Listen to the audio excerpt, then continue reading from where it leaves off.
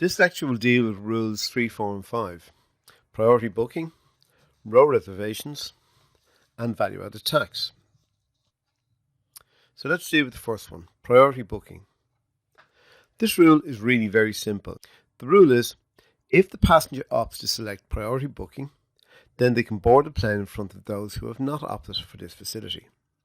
If they opt for priority booking, they are charged a set fee of $20 currently.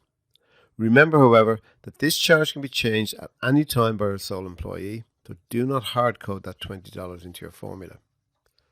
Row reservations. Passengers are allowed to book seats in certain rows, and they are charged as follows for the privilege. Row 13, $6 per ticket. Row 23, $8.25 per ticket. Row 37, 12% of the basic ticket price.